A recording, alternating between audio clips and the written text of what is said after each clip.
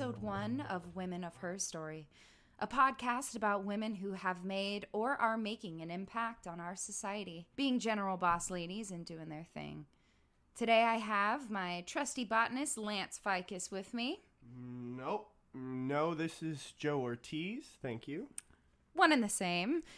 Thank you all so much for joining us today as we start to take a deep dive into incredible women of the past and present, each episode dedicated to telling a different story. Let's get right to it. I thought you were about to say something. No, I'm excited. No, you got me eager. Let's do it. Our Her Story lesson today begins in early 1975 in Gawas, Colombia. Did I pronounce that correctly? I believe so, yes.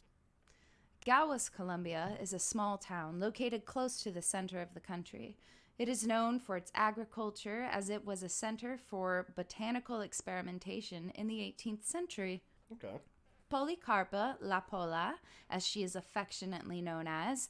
Now, bear with me as I try to pronounce this last name. Salvarrieta? Close enough? We'll give it a B. We'll give it a B. Yeah. She was born to Jose Joaquin and Mariana Salvarrieta in early 1795. Now, some sources I found say January, others say February. There were a lot of differing sources, information that I was being given, so I felt like we could settle for early 1795. They weren't wealthy, but they were a respected Creole family known around the city. La Pola's parents relocated their family to Bogota to give themselves more opportunities. La Pola was struck with some tragedy when she was around 7 or 8 years old. Smallpox killed both of her parents and 2 of her brothers. Damn. Yeah, can you imagine? You're 8. You're 8 years old. You lose half your family just to illness, too. Not even something that is sudden, like a long, just horrific event. Poor family. Yeah. In 1804, though, her older sister, Caterina, moved back to Gawas to live with her godmother, Margarita Beltran.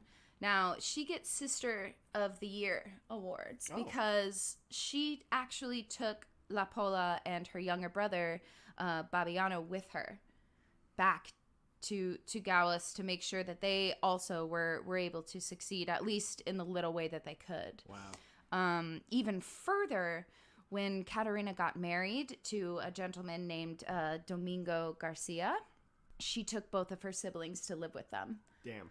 Do you think you would do that for a sibling? I think I would want to. I don't know. I hope the execution would be the same, but I think I have my family's best interest in mind. Sweet woman, though. Yeah. Sweet woman. I mean, getting like, married and then having your siblings move in with you. That's a full house. And especially considering she was definitely young. We got those sirens in the back there. Yeah, well, they're concerned. New York City. Yeah, quarantine. Think about when the age people were getting married then. So yeah. Caterina's probably 19 years old and taking teens. her family, her siblings with them. Remarkable. Now, the home of her godmother, Margarita Beltran, was highly politically charged. The family was actively fighting against the Spanish colonizers in 1781.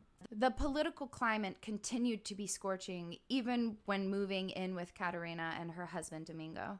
More tragedy struck the family when he lost his life in a battle fighting in a campaign led by Antonia Nariño, and her brother, Bibiano, was a veteran of the same campaign, enduring imprisonment and bodily harm by the colonizers. Shit. So this family is going through the ringer and still fighting the fight. Yeah.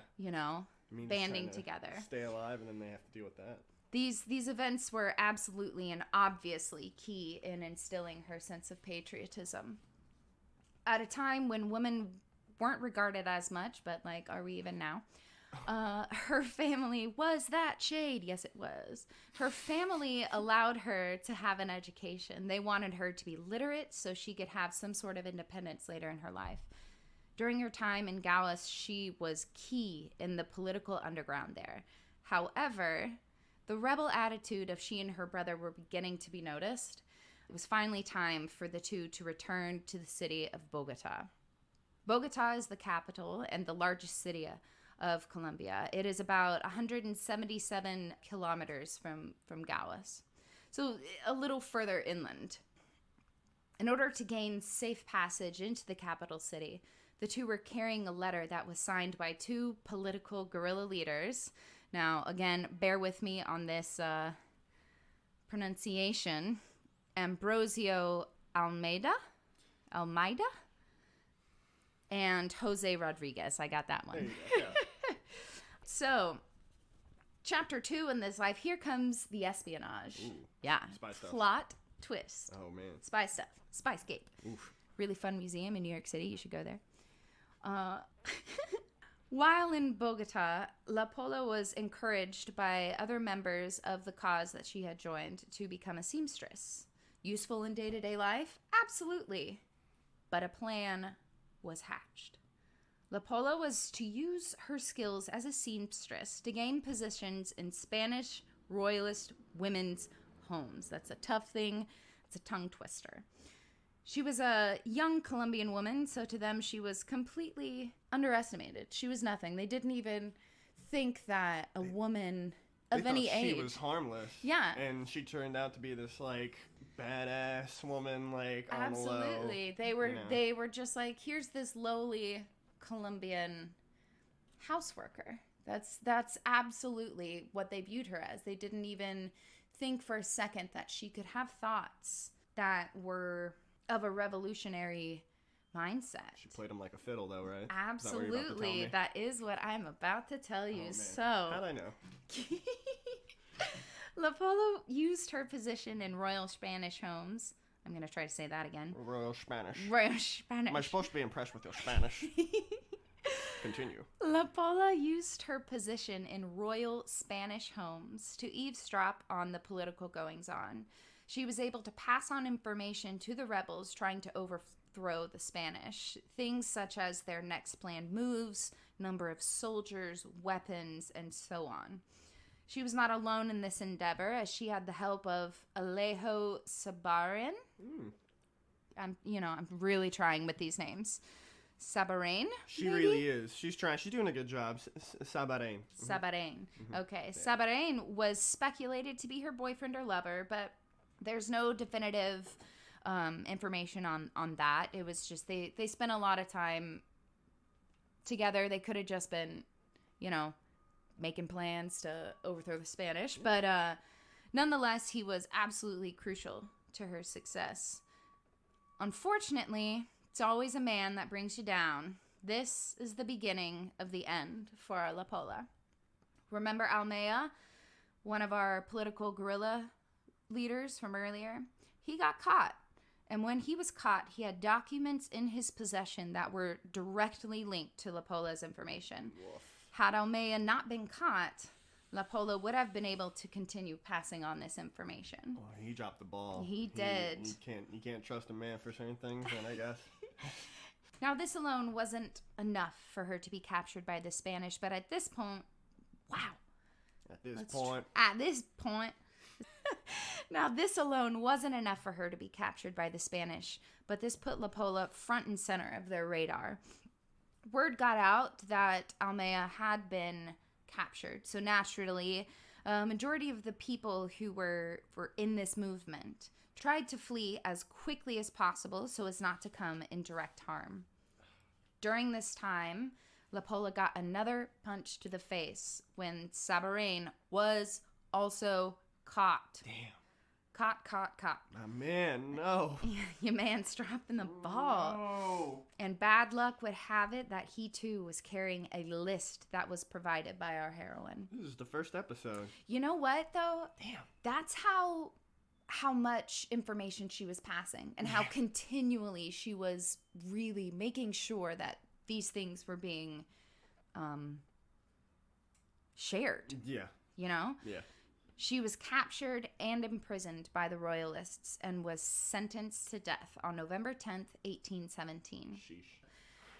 They must have wanted to make an example of La Pola because her execution date was set for just 4 days later on November 14th, along with 7 or 8 others of the same cause. She was escorted from her jail cell to Bogota's main plaza by 2 priests who urged her to ask for forgiveness. What do you think she said? Hard pass. Yeah. Hard pass. Yeah. I'm going to go on a tirade about the oppression of the entire Spanish regime instead. I also like that those 2, I'm sure they were male priests, were trying to get her to see the error of her ways, and kind of, Yeah. Yeah. Now, for betraying Spanish control, she was to take a bullet to her back. Oh. Because she couldn't do anything about it at this point, she caused a little more controversy. She dropped her clothing slightly to expose her bare back. She asked to kneel. She said it was the proper way to go, especially since she was a woman. Before she was executed, she called the spectators to action by saying, "Indolent people, how diverse your luck would be today if you knew the price of freedom." She went further to say, "Although I am a woman and young, I have more than enough courage to suffer this death and 1,000 more." La Pola was 22 when her life was taken. She did so much for her country. I have and chills. Her people. I had chills writing that and saying it. Like, that's bold. She what? was so strong So in her strong. early 20s. And just her whole life, what she went through and everything, all the tragedy that she went through, she could have so easily just lived her life and been like, I'm just gonna live. I'm not gonna go out of my way to make sure that people are seeing this oppression that is being forced upon us. Yeah. She is one of 50 women who were executed before Colombia became independent in 1819. She was the first Latin American woman to be commemorated on a postage stamp. Nice. She appears on a 1910 Independence Centennial issue. She is also on a 1977 2-peso Colombian banknote. Monuments have been erected in her memory in both Bogota and Gauas. And this is really cool. I actually really like this. On November 8th, 1967, and I'm going to pass this over to Joe here because my botanist knows how to say this better than I do. President Carlos Lleras Restrepo of Colombia declared November 14th to be the Day of Colombian Women. That's the least that she could get. I mean, the statues, the plaques, everything. Like, there should be way more recognition. I wonder how many people in Latin America know about her story, because you hear about all these important people like Pancho Villa of Mexico, Simón Bolívar of Latin America, and it's like, where are all the stories of like these strong women that like instrumental, were just as powerful for the region as like some of these other men? But that's what we're doing now, though. We're making sure that these stories get told so that people have more information on it. Yeah. That's absolutely. I mean, makes sense. It's so interesting to me. I had never heard of her before. Had you? No. And you're that's bad. you are Latin American. I am. And, yes. And that's what they say. that's what I've been told. And it's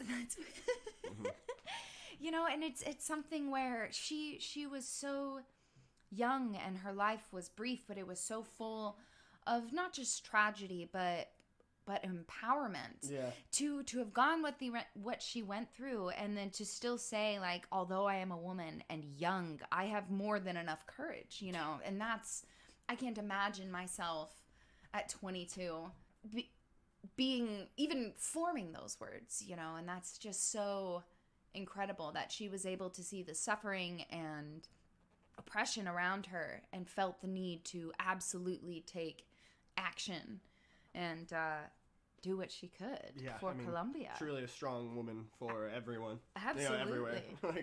Yeah. Well, I think that about wraps up our first Her Story listen. Thank you all so much for listening to episode 1.